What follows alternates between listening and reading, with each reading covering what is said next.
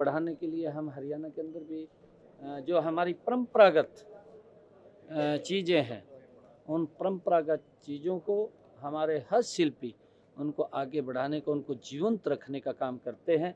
हमारे बड़े कार्यक्रम जो हरियाणा के अंदर होते हैं, चाहे वो सूरज कुंड का मेला हो, उसके अंदर पूरे देश विदेश से लोग आकर के हस्तशिल्पी वहाँ पर आकर के अपनी अपनी प्रदर्शनी के माध्यम से वो लगाने का काम करते हैं। और इसी प्रकार से जो कुरुक्षेत्र के अंदर सरस मेला चल रहा है, जो लगातार 28 तारीख से लेकर के वो 15-16 तारीख तक वो वहाँ पर रहता है, उसके बीच के अंदर भी पूरे देश से लोग आकर के उसमें अपनी प्रदर्शनी लगाते हैं और अपने अपने कार्यों को वो लोगों के बीच में प्रदर्शित करने का काम करते हैं। मैं सभी को बधाई भी देता हूँ और इसका बड़ा लाभ मिलता है, क्योंकि हमारी पारंपरिक, हमारी प्राचीनतम जो संस्कृति है उसको हाथों में संजोए हुए हमारे ये हस्तशिल्पी वो रखते हैं, जिसके ऊपर हमें गर्व भी होता है और गौरव भी होता है कि हमारी वो संस्कृति है। मैं उनको बहुत बधाई देता हूँ, शुभकामनाएं। सर, एक देश एक चुनाव का कितना फायदा रहेगा देश को? देखिए, एक देश एक चुनाव जो आदरणीय प्रधानमंत्री नरेंद्र मोदी जी का जो विजन है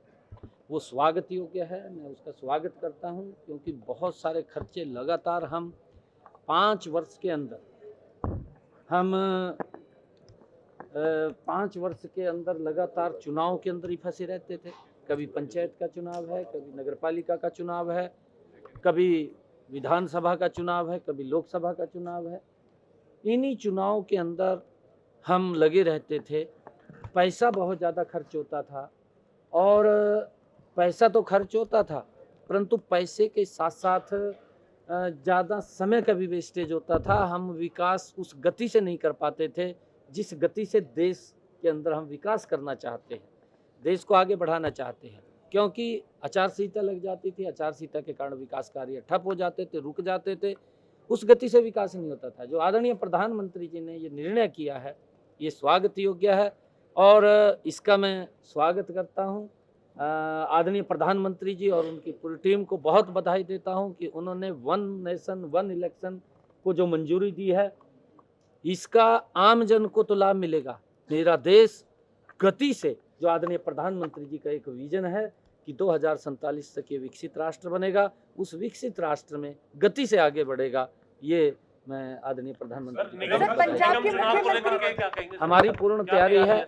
हमारी पूर्ण तैयारी है। जहाँ जहाँ सिंबल पे हम लड़ते हैं वहाँ सिंबल पे लड़ेंगे, जहाँ पर हम सिंबल पे नहीं लड़ते वहाँ सिंबल पे नहीं लड़ेंगे। वो हमारा पार्टी बैठ करके तय करती है कि कहाँ हमने सिंबल पर लड़ना है, कहाँ सिंबल पर नहीं लड़ना है। पार्टी के हमारे उच्च अधिकारी हैं, हमारी पार्टी के जो बड़े अधिकारी हैं, वो सब बैठते हैं, बैठ करके निर्णय करते हैं। उस निर्णय जो भी होगा उस निर्णय को हम आगे बढ़ाएं। लगातार बिगड़ रही है, उन्होंने खून से लेकर लिखा है प्रधानमंत्री को, भी लिखा है उन्होंने प्रधानमंत्री को, कैसे देखा जाए? नहीं, देखिए, क्योंकि आदरणीय प्रधानमंत्री जी ने पिछले 10 वर्षों के अंदर जितना किसान हित में काम किए हैं वो ऐतिहासिक काम है, कोई छोटे काम नहीं है। और क्योंकि उनकी भी पीड़ा जायज़ है कि हम ये बात कहना चाहते हैं कि सभी सरकारों ने, क्योंकि पंजाब के अंदर भी सरकार है, कांग्रेस की भी सरकारें हैं, कांग्रेस की सरकारें भी ये निर्णय करें कि हम किसानों को मजबूत करें। पंजाब की सरकार भी ये निर्णय ले कि हम अपने किसान को एमएसपी पर उनकी फसलें खरीदेंगे, तो पंजाब की सरकार को क्या दिक्कत है? कोई दिक्कत नहीं होनी चाहिए। जब पंजाब के किसान को इस प्रकार की दिक्कत आ रही है तो पंजाब के सरकार को आगे आकर के ये घोषणा करनी चाहिए कि हम किसान की सारी फसलें एमएसपी पर खरीदेंगे। हम हरियाणा के अंदर किसान की पूरी फसल एमएसपी पर खरीद रहे हैं और किसान को मजबूती के लिए हर वो कदम उठाया जा रहा है सरकार की तरफ से ताकि वो मजबूत हो। क्योंकि कांग्रेस और कुछ और दल जो कांग्रेस के इंडी गठबंधन के अंदर शामिल हैं, वो लोग हर वो निर्णय के ऊपर, हर उस बात के ऊपर वो राजनीति करते हैं कि जहां पर उनको ये लगता है। क्योंकि कांग्रेस को अब देश ने नकार दिया है, हरियाणा के अंदर उनका सुपड़ा साफ कर दिया है, क्योंकि झूठ बोलते हैं और झूठ बोल करके उन्होंने हिमाचल में सत्ता हथिया ली, कर्नाटक में हथिया ली, तेलंगाना में हथिया ली, परंतु झूठ बोला, उसके बाद कुछ किया नहीं। जब कुछ किया नहीं तो लोगों ने नकार दिया, हरियाणा के अंदर नकार दिया, महाराष्ट्र में कांग्रेस को नकार दिया, सुपड़ा साफ कर दिया। और देश के लोगों ने ये एक उस बात के ऊपर मोहर लगाई है कि 2029 के अंदर भी नरेंद्र मोदी के नेतृत्व में ये चौथी बार भारतीय जनता पार्टी की सरकार बनेगी। आज देश मजबूती से आगे बढ़ रहा है और देश के हर वर्ग की चिंता की जा रही है। उसमें किसान को मजबूती से आगे बढ़ाया जा रहा है, महिलाओं को सशक्त किया जा रहा है, युवाओं का सम्मान, जो कांग्रेस के समय में युवा अपना सम्मान खो चुका था, युवाओं के माँ बाप सम्मान खो चुके थे, उस सम्मान को भारतीय जनता पार्टी ने दोबारा उन युवाओं को देने का काम किया है। गरीब को सशक्त और मजबूत करने का काम इन्हीं 10 वर्षों के अंदर हमारी सरकार ने किया। आपने युवाओं की बात की, सीईटी आपने कहा था कि 31 दिसंबर से पहले करा देंगे, कुछ मसौदा है? नहीं, वो प्रक्रियाएं चल रही हैं, वो प्रक्रियाएं चल रही हैं। देखिए, उसके अंदर ऐसा नहीं है, जो हमने बात कही है उस बात को पूरा करेंगे, परंतु कहीं उसकी व्यवस्था भी है, उसकी व्यवस्था को लेकर कहीं जो भी उसके अंदर विषय हैं उन विषयों को लेकर के उसको आगे बढ़ाएंगे। सर, एक सवाल, पंजाब के मुख्यमंत्री कह रहे हैं सर, एक देश एक चुनाव से क्षेत्रीय पार्टियों को नुकसान होगा।